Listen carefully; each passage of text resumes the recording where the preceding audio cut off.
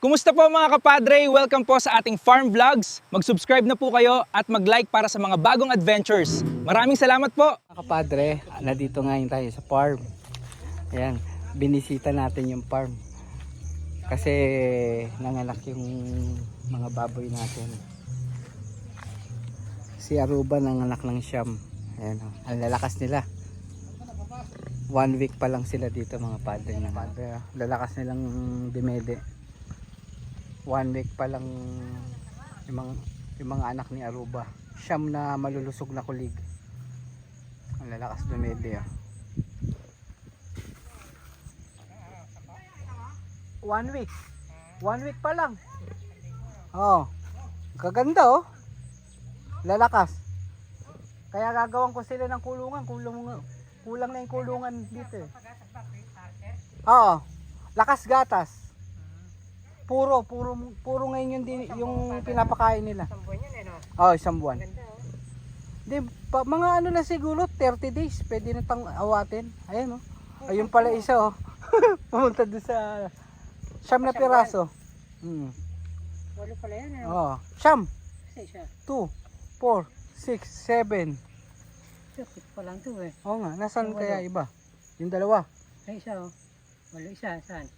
2, Walo, ito to oh. 4, 6, 7. 2, 4, 6, 7, 7. 8. Oh, Isa. nawawala isa. Baka nandyan. Oo. Oh, baka naglalaro. Ayan, siyam lahat yan eh. Nasa isa. Ito. Ayan. Ito. Ayan. Yan. Ganda. Ah. Ay, yun yung isa oh, kulit oh. Ayan. Ilan ang lalaki? Si Aruba. Wala pa, hindi ko pa nakikita eh. Pero lamang yata yung babae. Ayan. Aruba. Ayan o. Malulusog naman yung mga kulig niya. Siyam. Nakakatuwa. Ayan. Ay, saksak yan. Hindi, ano to? Bulog. Talaga. Maganda. Bulog. Maganda bulog eh. Oo, okay, saksak. Pero ano na to? Crossbreed na. Kaya malalaki. Choy! Basal yan, basal. Oo. Anakan. Hindi, pangalawa na to. Ayan. Oh, pangalawang anakan na. Kaya maganda na inanak eh. Yung isa, yung si Ibana, 10 dapat ang anak. Namatay yung dalawa sa panganganak, tapos namatay yung dalawa na daganan niya. Kaya natira 6. Pero malalaki rin yung anak nung ni Ibana eh. Ano na oras dalawa? Nauna si Ibana. Oh, nauna ng 2 araw pagitan nila. Nagkasabay. Ayan oh. Pupugi oh. Ayan mga padre. Ayan si Aruba. Binigyan tayong siyam na anak. Siyam na malulusog na anak. 30 days lang to. Awatin na natin to. Kapag natuto na silang kumain. Isang buwan kalate? Hindi. 30 days lang. Ay, isang buwan. Oh. Awatin na natin. Para Kaya ng pang... pag natuto ng kumain paunti-unti. Para hindi malaspag yung nanay. Kawawa naman eh. Kaya nga puro ngayon ang pinapakain ko dito eh. Aruba. Ayan. Puntahan naman natin si Ibana. Starter na lang. Oo. Ito, Ito si Ibana eh. Ito mga padre. Dito ko muna sila pinapasuoga. Kasi pag pinapasuoga pag bagong panganak, maganda, malalakas sila. Ayan o. Choy! Ayun o, siyam na. 6 na piraso naman tong anak ni Ibana. Mga padre. Ayun o. Choy! Ay, nagkukumpulan sila o. Oo. Naunang nanganak to. 3 araw ang pagitan nila ni Aruba eh. Ito si Ibana, mga padre. Ibana! Ayan si Ibana. Oh, galing ah. Padedi ka na. Padedi mo na yung mga anak mo. Ibana. Padedi ka na. Ayun oh. Padre oh. Ayun sila oh. Nasa ilalim ng puno. Malulusog. Katawa. Bana, padedi ka na, Bana. Ha? Ayan oh. Hindi ko na muna siguro kukuhanan ng ano, ng gagawin na yun. Tama na muna siguro yung 6 kong inahin. baka hindi na natin kayang alagaan pag naparami pa. Mapapagod masyado yung nag-aalaga natin. Ready na si Aruba. Ay, Aruba. Ay, mga padre, oh. Papadede na si Aruba. Malakas dumede, oh. Aruba. Pag ganyan kalakas dumede ito, maagang mawawala itong mga biik natin. Ang ganda ng pinapakita nila. Maliliksi.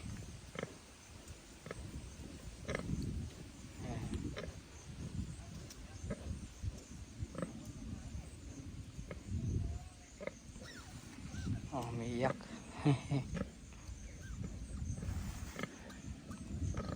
Magaling mag-alaga talaga si Aruba. Hindi ko pa nakikita kung ilan ang lalaki at ilan ang babae.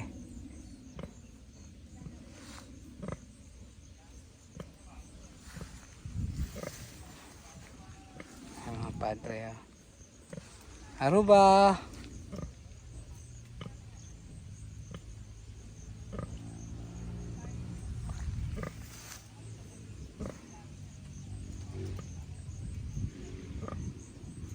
Dito muna natin sila nilalagay. Nakagala muna sila para iwas madaganan yung mga biik natin. At least dito maluwang. Sa ilalim lang sila ng puno. Tapos may silong sila dyan kapag umuulan. 20 days lang naman. Pag 20 days ikukulong na natin sila para maturo-turuan na silang kumain ng ng mga feeds. Ano nga pala to mga padre, native to. Ito yung mga panglitsyon. Ayun na. Aruba.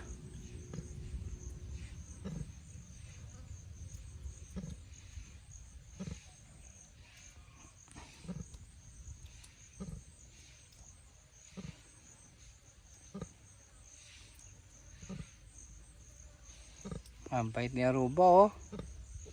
Oh, hindi inaawa yung mga anak ko. Papadede lang, standing position pa.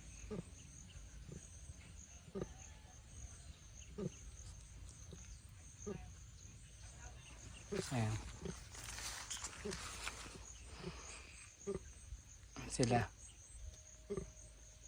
I-grow out na lang natin to, mga padre.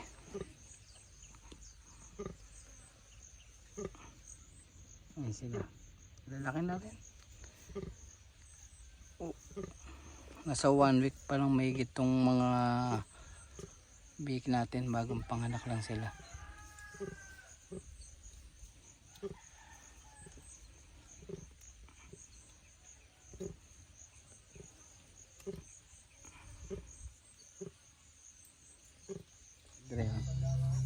Anim lang yung naging anak ni Ibana eh. 10 dapat to eh. Yung dalawa ng anak sa paglabas pa lang. Yung dalawa naman dahil first time mamis pa lang si Ibana, nadaganan niya, sayang nga eh. Dapat 10 yung anak nito eh. Pero okay na rin. Malulusog naman yung mga naging anak niya eh. Malalaki, bilog na bilog. Kaya siguro hindi muna na tayo kukuha ng tagdadalawa sa kay Ibana at kay Aruba. Tama na muna yung 6 nating hinahin. Sa isang buwan pwede na natin pasampahan yung 4 nating hinahin. Baka mamaya mahirapan na rin ako sa pag-aalaga. Ayan o, lalaki nila. Nakakatuwa.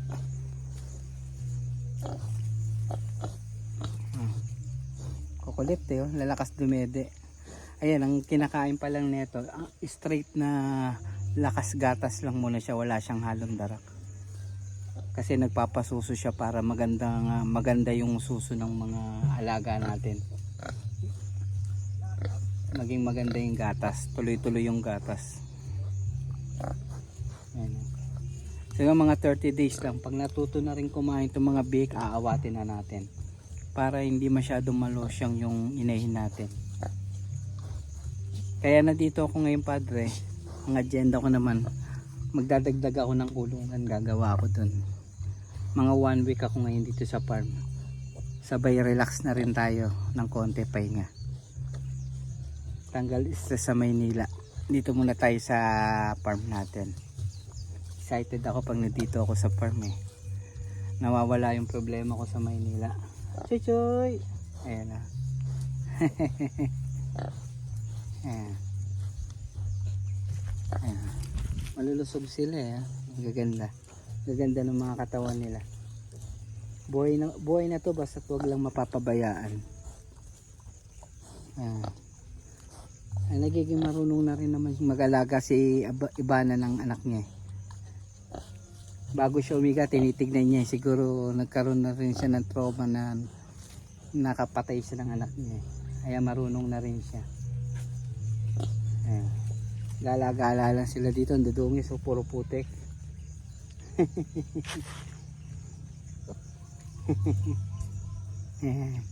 Cute lang ng mga baboy pag bagong panganak eh. Ayan. Lalakas eh. Cute nila. Lalakas tumede. Ay mga padre, doon tayo gagawa ng kulungan. Siguro bukas na ako mag-start, pahinga muna ako. Pagod pa ako galing biyahe. Alas 4 pa lang bumiyahe na kami. Kukulit to. Bana! Bana! Padediin mo na yung mga anak mo yung Bana. Ay mga padre, eto na nga, gaya ng sinabi ko noong nakaraang vlog natin. Tatanggalin na natin tong kulungan ng bibi dito sa loob ng pig pen natin. Ilalabas na natin to. Tapos doon tayo magpapagawa ng panibago nating kulungan. Ito. Siguro mga 6 na butas ang ipagagawa natin. Para sakto na dun sa ano. Kasi yung 4 nating bagong inihin, next month pwede na nating pasampahan yun eh. Ang bilis naman ng panahon. Pag pinasampa mo yun, ilang buwan lang yun, manganganak na naman yun. Ito na naman, looking good naman yung ano natin, mga padlay, yung poso natin. Ayan. Wala naman siyang nagiging problema. Ayan. Okay naman siya, malakas naman siya. Kaso naagad lang kasi nga gawa ng walang tangke, pressure tank lang siya.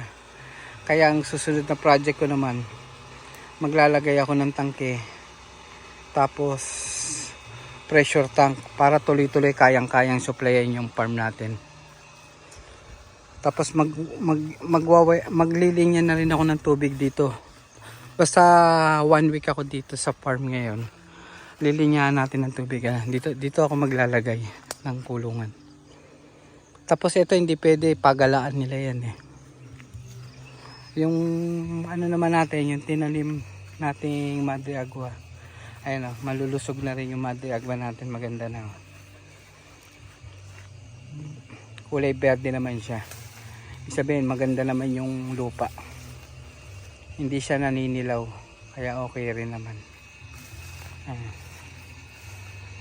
Pero matagal pala rin tumubo to. Pag nanggaling lang siya sa cuttings, matagal rin pala siyang lumago. Siguro mga 1 buwan na rin tong Madre Agua na to. Medyo masukal na sa likod oh, pag nag-uulan. Sumukal ngayon yung farm natin. Siguro bukas magpapabili ako ng gasolina, magpapa-grass cut ako dito. Kakatakot baka mamaya mayroong ahas eh. Kaya kailangan natin magpalinis tayo ng farm. Magpapa-grass cut tayo. Poy! Halika rito, Poy! Poy! Halika rito, dali. Mauna ka, baka pinauuna ko siya eh. Baka mamaya may ahas eh. Ito mabait to. Ito si Pipoy, farm dog natin dito. Baby pa lang yan, nandito na yan. Ayan o. Ito na yung bayabas o, lumaki na rin. Yung malunggay natin malaki na rin mga padre. Ayan. Yan, may malunggay tayo.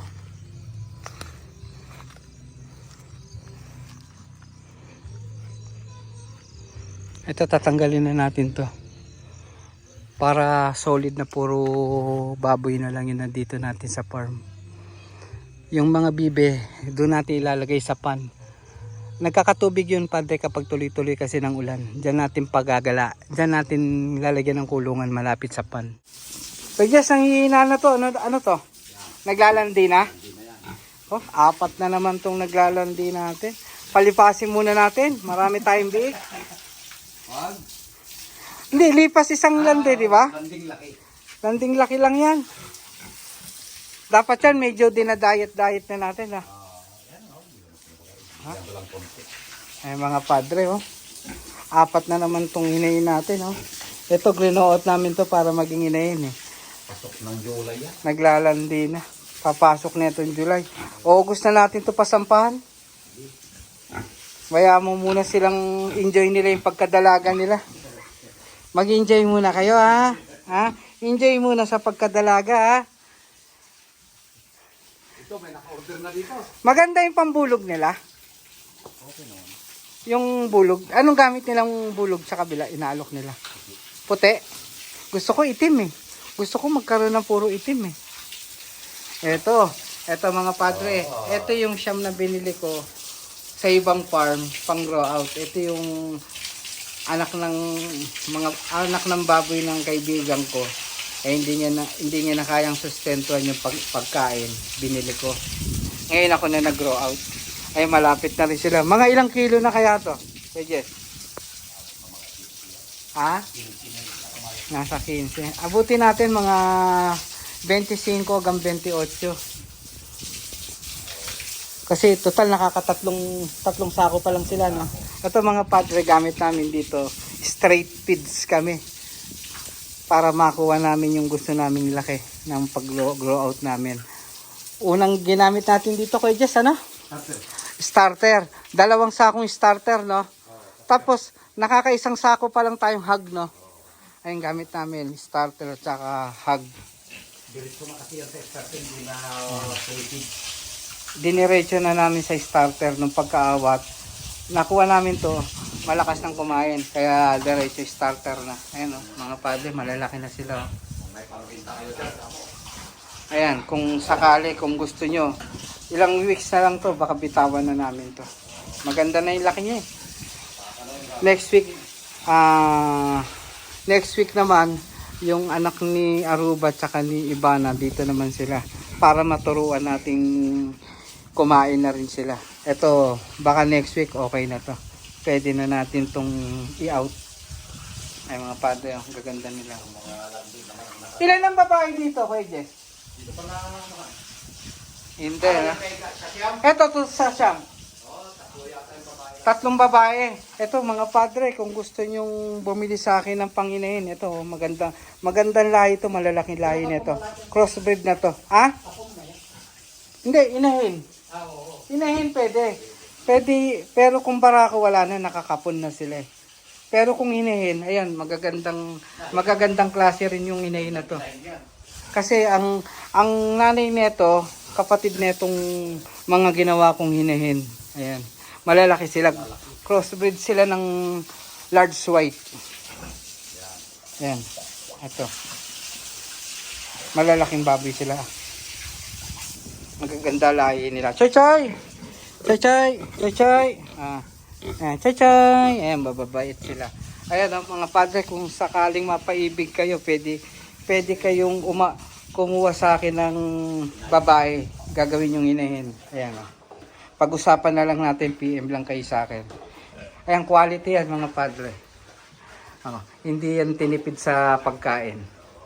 Ayan, malalaking malalaking hinayin rin to. Parang yung mga hinayin ko kasi magkakapatid yan, mga nanay niyan. Ito, mga kapatid ng ginawa kong hinayin, pati si Ibana. Malalaking baboy sila. Malalaki lahi nila. Ito, mga padre, ayan, laki. Ayan, hog grower. Straight hog grower to, mga to. Hog grower. Basta hog grower nyo lang is straight para makuha, kung gagawa kayo ng hinahin, straight hog grower para makuha nyo yung Mga isang buwan.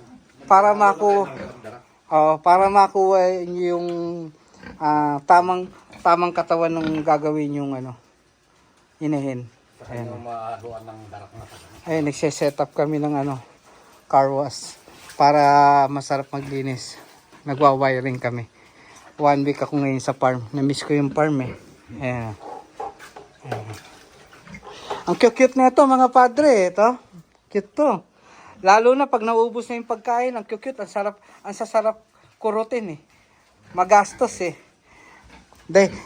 Daig mo pa may anak na mga baby dito eh, na nag-aaral ng college. Ang lalakas kumain. Ayan ah. Ayan. Basta kapag mag-grow out kayo mga padre, straight feeds muna gawin nyo para makuha nyo yung tamang kilo agad. Kain lang ng kain sila. Ayan ah. Kasi pag tinipid natin to, lalaki naman sila. Kaso matagal kayo makakapagbenta. Unlike kapag straight na feeds ang papakain nyo, tapos tambak ng pagkain, talagang mabilis kayong makakapag-release sa market. Ayan. Ayan liligse tapos may vitamins yung inumin nila. Ayan. Kinuha namin to, saktong pagkaawat lang to. Ngayon, hindi na sila mga kulig eh. Mga talagang biik na yung ulo nila, lalaki na. Chachay! Chachay! Ayan mga padre Ayan. Chachay! Chachay! Ito yung mga pagkain nila, mga padre Ayan. Ito yung hog grower. Ito hog grower. Ito grower. Ay, mama, lakas gatas no? Mama pig. Tapos ito darak. Inahaluan namin ng darak sa palay kapag sa hinahin. Tapos yung sa ginagawa naming grow out, nilalagyan namin molasses para masarap ang kain nila. Ayan na. Choy! Lalaki mga padre Baka mapaibig kayo, gusto nyong kumuha dito ng gagawing inahin. Ayan, magandang lahi itong mga to. Malalaki lahi nito eh. Ayan. Ano siya mga padre? May mga mirpot to. Ayan. Ano yan? Bihira na lang ang mirpot to. Ito mirpot tong mga to. May lahing mga mirpot yung mga nanay. Ayan, magagandang lahi ang mirpot na yan eh. Bihira lang ang mirpotan to. Babae ba to? Choy! Ayan. Ayan Choy! Ayan.